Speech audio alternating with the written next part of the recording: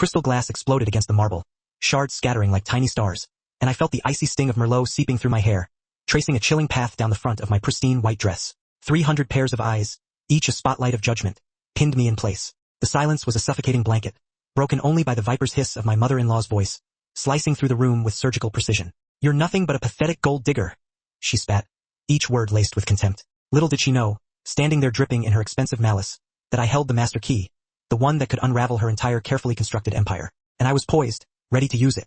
But to understand the full, exquisite weight of that moment, we need to rewind. This isn't just a tale of revenge.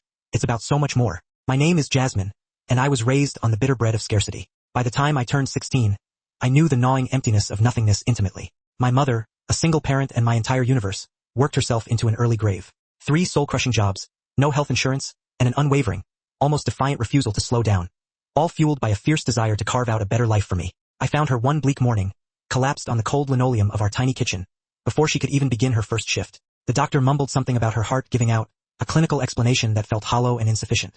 The truth was, the world had bled her dry, taken everything, and offered nothing in return. After she was gone, I was adrift, a lone vessel without a harbor. No family, no savings, no safety net to catch me. For 6 agonizing months, my car became my refuge, a cramped, metal womb. I finished high school fueled by caffeine and sheer stubbornness.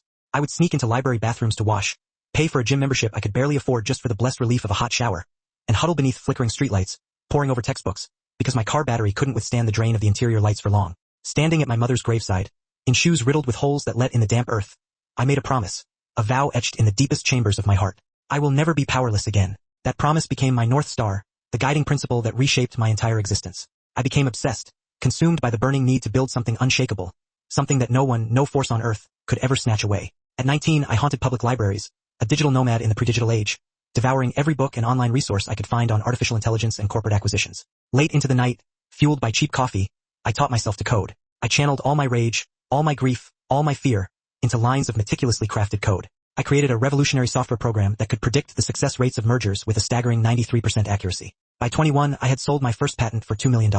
I remember sitting in the sterile, impersonal office of the lawyer, watching the numbers on the check clear, and weeping. Silent, convulsive sobs that shook my entire body. My mother had never seen more than $30,000 in a single year of her life. But here's the thing about being raised in the vacuum of nothing. It breeds a deep-seated distrust, a guardedness that clings to you like a second skin. You learn to rely only on yourself. I built JM Sterling Holdings in complete and utter secrecy. I used my initials and my mother's maiden name as a shield, a protective cloak of anonymity. I hired a male actor, a charming, articulate man, to pose as the face of the company at public events. I refused all interviews, avoided photographs like a vampire avoids sunlight, and operated solely through a phalanx of lawyers and proxies. By the time I reached 27, my company was worth over $400 million. Yet, I still lived in a modest, unassuming apartment and drove a second-hand car that had seen better days. I had no need for the trappings of wealth, the superficial validation of status. I didn't need people to know who I was. I just needed to know that I would never again be that terrified, helpless 16-year-old girl. Then I met Daniel. It happened at a charity event, the kind of obligatory rubber chicken affair that I usually avoided like the plague. I was volunteering, serving lukewarm food to homeless families, trying to give back in some small way. He was there, surrounded by a gaggle of children, teaching them how to paint. He was covered in vibrant colors, laughing with a genuine, unforced warmth that resonated deep within me, stirring something I thought had long been dormant. We started talking, and for the first time in my adult life, I felt like I could breathe freely, without the weight of constant vigilance. He didn't want anything from me. He didn't even know I had anything to want. Daniel was a teacher at a struggling public school, pouring his heart and soul into his students. He drove a beat-up truck, lived in a small, cluttered apartment filled with student artwork, and spoke about his kids as if they were his own flesh and blood. We dated for 2 years, and every single day, the urge to confess the truth, to reveal the woman hidden beneath the carefully constructed facade, gnawed at me. But that scared, broken part of me, the part that still bore the scars of abandonment and loss, whispered insidious doubts. What if he changes? What if everyone changes when they know? Despite myself, I investigated him. I'm not proud of it, but I had to know. I had to be certain. That's when I stumbled upon the truth about his family. The Andersons, owners of Anderson Industries, a sprawling manufacturing conglomerate worth approximately $500 million. His father had passed away 3 years prior, leaving his formidable mother, Patricia, at the helm. Daniel never spoke about the family money. He'd been estranged from them for years, choosing the noble path of education over the gilded cage of the family business. That's precisely what made me fall in love with him. He chose purpose over privilege. When Daniel proposed, I accepted without a moment's hesitation. But that meant facing Patricia. The first time I stepped into her opulent mansion, a sprawling monument to wealth and privilege, I felt like I'd walked into enemy territory. The house was immense, sterile, filled with expensive objects that radiated coldness rather than warmth. Patricia scrutinized me from head to toe, her eyes like polished steel, assessing and dissecting. I felt like an insect pinned beneath a microscope. Where did you buy that dress? She inquired, her voice dripping with condescension. A thrift store? I was wearing a dress that had cost me $300, a sum that still felt extravagant. I later discovered that she spent more than that on her daily flower arrangements. I remained silent during that initial encounter, observing her, studying her every gesture, every nuance, the way I would study an opponent in a high-stakes business negotiation. Patricia wasn't merely rude. She was a master strategist, a puppet master pulling invisible strings. Every insult was carefully calculated, designed to chip away at my confidence, to make me feel small and insignificant. Her daughter, Lauren, was a carbon copy. All fake smiles and predatory eyes. Only Daniel's younger brother, Kevin, offered a glimmer of genuine kindness, silently apologizing for his mother's appalling behavior when she wasn't looking. What followed was a 6-month campaign of systematic cruelty, a relentless barrage of psychological warfare that would have broken a lesser woman. During the first week, Patricia served me food I was severely allergic to, feigning ignorance, claiming she'd forgotten, even though Daniel had explicitly informed her 3 separate times. A month into the engagement, Lauren posted heavily edited photos of me online, mocking my clothes and my humble background with snide captions. Patricia accidentally uninvited me to a crucial family dinner and then subtly hinted to Daniel that I hadn't bothered to show up, painting me as disrespectful and inconsiderate. 3 months into our engagement, Patricia attempted to outright bribe me. She wrote a check for $50,000, a sum that once would have seemed like an unimaginable fortune, and slid it across her polished marble kitchen counter. "Leave my son," she commanded, her voice hard and unforgiving. "This is more money than someone like you will ever see in your lifetime." I stared at the check, at the staggering amount that once would have transformed my existence, and left it untouched on the counter. "I love Daniel," I replied quietly, my voice unwavering. "That's not for sale." Her face contorted with barely suppressed rage. She hired a private investigator to dredge up any and all dirt on me. She spread insidious rumors at her exclusive country club, painting me as a conniving gold digger after the family fortune. She deliberately excluded me from every family event she could orchestrate. And when she couldn't exclude me, she ensured that I felt unwelcome, an unwelcome intruder in their carefully curated world. Throughout it all, I meticulously documented everything. Screenshots, recordings, eyewitness accounts. I am, after all, a businesswoman. I know how to build a case, how to amass irrefutable evidence. But here's what Patricia didn't know. What no one knew. My company was already circling Anderson Industries like a shark drawn to blood in the water. My analysts had been meticulously tracking their slow but inexorable financial decline for over a year. They were drowning in $50 million of debt and hemorrhaging money at an alarming rate. And I'd uncovered something far more damaging. Patricia had been systematically embezzling company funds for years, siphoning off $15 million into a labyrinth of offshore accounts through a network of fake invoices and shell companies. She was robbing her own family blind and cooking the books to conceal her crimes from the board members. When Anderson Industries, desperate to avert impending bankruptcy, reached out to JM Sterling Holdings, humbly seeking an acquisition, I could scarcely believe my luck. Fate had delivered my worst enemy directly into my waiting hands. I agreed to the $800 million deal through my team of lawyers, scrupulously concealing my true identity. I personally crafted the terms of the agreement, meticulously weaving in clauses that would expose Patricia's illegal activities during the mandatory due diligence process. I strategically set the closing date for 1 week after our lavish engagement party. My ever-loyal assistant, Jennifer, who had become my confidant and friend, asked me with a knowing glint in her eyes, "This is personal now, isn't it?" I met her gaze, my own hardening. "She wants to break me. Let's see who breaks first." The engagement party was Patricia's grand finale, her ultimate masterpiece of calculated cruelty. She invited 400 guests, prominent business associates, influential figures from high society, distant relatives Daniel barely knew. She deliberately neglected to inform me of the dress code, feigning forgetfulness, claiming she'd simply forgotten to send me the invitation details. When I arrived in my simple, cream-colored dress, elegant but understated, I immediately realized my grave error. Every other woman in the room was adorned in a designer gown, dripping in extravagant jewelry, each piece a testament to obscene wealth. Patricia had set me up perfectly, like a lamb led to the slaughter. She compelled me to stand beside her at the front of the grand ballroom during her toast, forcing me to endure the weight of hundreds of judging eyes, knowing that I looked woefully underdressed, knowing that was precisely what she intended. Patricia's voice, amplified by the microphone, rang out crisp and cruel, devoid of any warmth. "We must acknowledge the unexpected addition to our family." She paused deliberately, allowing her words to penetrate the crowd, allowing the subtle laughter to ripple through the room. When Daniel first informed me that he was engaged, I naturally assumed it would be to someone from our world, someone with the proper background, the right education, the appropriate breeding. She then proceeded to list every perceived flaw, every deficiency she could find in me, each word carefully chosen to inflict maximum damage. "Jasmine has no family. My mother was reduced to nothing more than a footnote, an inconvenient truth. No education from any respectable schools, no career worth mentioning, no class, no grace, and frankly, no business being here." People shifted uncomfortably, their faces etched with a mixture of embarrassment and morbid fascination, but no one dared to speak out. That's the insidious power of money. It buys silence, it silences dissent. "A mother," Patricia concluded, her voice dripping with venom, "knows a gold digger when she sees one, and I'm looking at one right now." Daniel, his face flushed with anger and mortification, attempted to intervene, rising from his seat. Patricia simply raised a hand, silencing him with a single imperious gesture. She had trained him his entire life to obey her commands. I discovered my voice then, surprising myself with its steadiness, its unwavering resolve. I love your son, I declared clearly, my voice carrying across the hushed room. That's all that matters. That's all that should matter. Patricia's face turned crimson with pure, unadulterated rage. The carefully constructed mask of civility shattered completely, revealing the monstrous creature beneath. Love? She practically screamed, her voice laced with incredulity. You don't even know what love is, you little leech. You saw a meal ticket and you dug your claws in. She seized her wine glass, brimming with an expensive, deep red Merlot, and I knew what was coming. Part of me could have sidestepped, could have avoided the impending humiliation. But I stood my ground, chin up, meeting her gaze unflinchingly. She hurled the entire glass directly at my face. The wine struck me with the force of a physical blow, like ice water despite the warmth of the room. It saturated my hair, streaked down my face, transforming my pristine white dress into a canvas of crimson stains. The crystal glass slipped from her trembling hand and shattered against the marble floor at my feet, the sound impossibly loud in the shocked, breathless silence. 300 people gasped, hands flying to mouths, but no one moved, no one offered assistance. Patricia's voice dripped with malevolent satisfaction as she leaned in close, her breath hot and rancid against my ear, wine dripping from her own hands. Now that's what I think of you. You're nothing.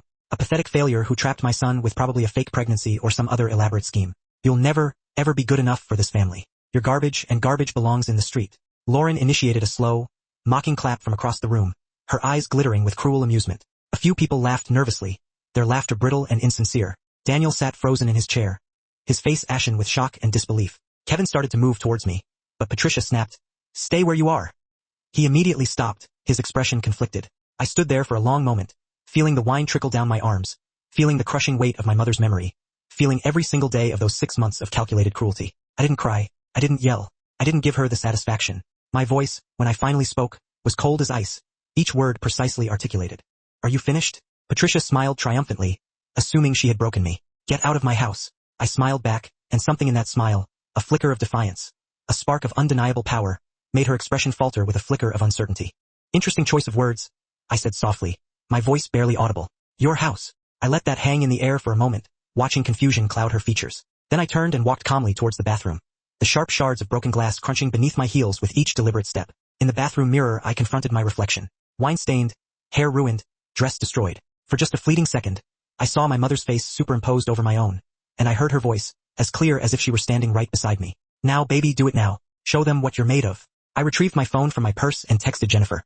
"Connect me to the venue's display system. It's time." When I re-entered that grand ballroom, every single conversation ceased abruptly. I must have looked insane, a woman drenched in wine, her hair a tangled mess, yet walking with her head held high, radiating an aura of unwavering confidence, as if I owned the entire place. I pulled out my phone and connected to the massive screens positioned strategically around the room for the party's photo displays. "Before I leave," I announced, my voice carrying in the sudden, unnerving silence, "there's something everyone should know." Patricia's voice cracked like a whip. "Security. Remove this woman from my home immediately." 2 hulking security guards started to advance towards me, but something in my unwavering stance, in the controlled intensity of my gaze, made them hesitate. "I wouldn't do that," I said calmly, my eyes locked on Patricia's. "Especially you, Patricia." I used her first name deliberately, a calculated act of disrespect that sent a fresh wave of crimson flooding across her face. "Patricia," I continued, my voice gaining strength and momentum. "How's the Anderson Industries acquisition progressing? Is the $800 million deal with JM Sterling Holdings still on track for next week?" Her face went completely white, as if all the blood had been instantly drained from her body. "That's confidential business," she stammered, her voice barely a whisper. "The deal that's going to save your failing company?" I pressed, relentlessly. "The company you've been running into the ground while embezzling funds?" The room erupted in a cacophony of gasps and shocked whispers. Several board members, whom I recognized from my extensive research, shot to their feet, their faces a mask of confusion and mounting anger. I tapped my phone screen, and the JM Sterling Holdings logo materialized on every screen in the room, a bold, unmistakable declaration. Then, a photo appeared, my professional headshot, the one I'd deliberately kept hidden from the public eye for years. CEO and founder, Jasmine Maria Sterling. The room exploded in pandemonium. People were shouting, pointing at the screens, then turning to gape at me in disbelief. Patricia stumbled backward, as if I'd delivered a physical blow. Daniel's jaw dropped, his eyes wide with incomprehension. Kevin's eyes widened with dawning understanding. Lauren looked as though she were about to faint. "My name is Jasmine Maria Sterling," I declared, my voice cutting through the swirling chaos, commanding attention. "I built my company from absolutely nothing. I started coding in public libraries because I couldn't afford a computer. I sold my first patent at 21. Today, my company is valued at $2.1 billion. More images flashed across the screens. Forbes articles, prestigious business awards, acquisition announcements, all emblazoned with my company's name. For 6 months, I continued, my gaze unwavering as it remained fixed on Patricia. You called me nothing. You said I had no career, no achievements, no worth. Let's talk about what you are. I pressed another button, and a series of complex financial documents filled the screens, exposing the intricate web of her deceit. These are the records of your embezzlement. $15 million stolen from Anderson Industries over the past 5 years. Fake invoices, offshore accounts, falsified reports to the board. The board members were on their feet now, their faces contorted with fury and betrayal, demanding answers. Patricia's lawyer desperately tried to reach for his phone, attempting to stem the tide of damning evidence. I pressed on, relentless in my pursuit of justice. You mocked my dead mother, a woman who worked 3 jobs and died at 48 trying to give her daughter a chance. A photo of my mother appeared on screen, young, radiant, her smile filled with hope and unwavering love. She was worth 10 of you. Some of the guests were weeping openly now, moved by the image of my mother, horrified by Patricia's callous behavior. You called me a gold digger, I said, my voice rising with righteous anger. I'm worth 4 times what your company is. I gestured to my stained dress, the tangible evidence of her contempt. Consider that the last drink you'll ever have at my expense. I pulled up the acquisition contract on the screens, the legal document that held her fate in my hands. The deal was supposed to close in 48 hours. These were the original terms. Fair, reasonable, designed to save your company and preserve jobs. But you know what? I'm changing them. The screens shifted to display a revised contract, the new terms of my retribution. I read each point aloud, my voice echoing through the stunned silence. Term 1. Patricia Anderson resigns from Anderson Industries immediately, with no severance package. Term 2. She issues a public, written apology to me, posted on every social media platform and in every major newspaper. Term 3. She enters a rehabilitation facility for her alcohol abuse problem. Several people nodded in agreement, clearly aware of her long-standing struggle with addiction, and completes the full program. Term 4. Lauren Anderson loses access to her trust fund until she completes 1,000 hours of charity work with underprivileged families. Term 5. Kevin Anderson is promoted to Chief Operating Officer, where he should have been years ago. The room was now in complete and utter chaos. I raised my voice, determined to be heard above the din. Accept these terms, and the deal proceeds. Your company survives. 2,000 employees keep their jobs. Refuse and I walk away right now. Your company dies in 6 months when your debts come due. You'll lose everything. The company, the house, the reputation, everything. I glanced at my phone, my expression unreadable. You have 48 hours to decide. Choose wisely. That's when Daniel finally moved. He stood up, walked through the stunned crowd, and took my hand. His hand was trembling, but his voice was steady when he spoke. Mom, you did this to yourself. I told you to treat her with respect. I begged you to be kind. You chose cruelty, and now you're facing the consequences. Patricia's face crumpled, her carefully constructed facade of power and control dissolving before my eyes. You choose her over your own mother. After everything I've done for you? She's going to be my wife, Daniel said firmly, his grip tightening on my hand. And you just assaulted her in front of 400 people. You humiliated the woman I love because she wasn't born wealthy. You're not the mother I thought you were. Kevin stepped forward, too, standing on my other side, a silent declaration of solidarity. I'm with them, Mom. What you did tonight was unforgivable. Lauren ran from the room, sobbing uncontrollably, her privileged world crashing down around her. Patricia collapsed into a chair, all the fight draining out of her. She looked old, suddenly shrunken and broken, the once imposing matriarch reduced to a shadow of her former self. Part of me felt a flicker of pity, but only a fleeting, insignificant part. The next 48 hours were a media frenzy. Someone at the party, likely one of the disgruntled board members, had recorded everything and leaked it online. The video went viral, amassing 10 million views in the first 24 hours. The business world rallied around me, applauding my courage and condemning Patricia's reprehensible behavior. Patricia's crimes were thoroughly investigated, her carefully concealed secrets laid bare for all to see. The board of Anderson Industries, acting swiftly to salvage what remained of their reputation, demanded her immediate resignation, even before my deadline expired. Patricia signed everything, every single term of my revised agreement.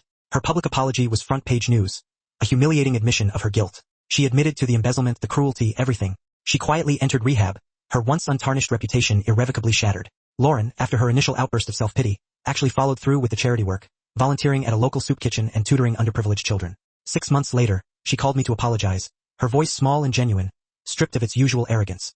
I was just like her, she whispered, her voice thick with shame. I'm trying to be better. The company thrived under Kevin's leadership.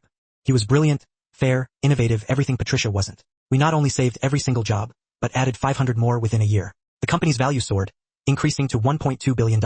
Patricia, to her credit, remained sober. She lived in a modest apartment, supported by a small allowance granted to her by the board, a stark contrast to her former opulent lifestyle. 1 year after that fateful, wine-stained night, I established a scholarship fund in my mother's name, providing full rides to college for students who had experienced homelessness, giving them the chance she never had. Patricia attended the launch ceremony, a ghost of her former self. She looked different, humbler, quieter, somehow more human. At the end of the event, she approached me cautiously, her eyes filled with a mixture of apprehension and genuine remorse. I'm sorry, she said, and this time, I heard real contrition in her voice. You were always enough, more than enough. I was the failure, not you.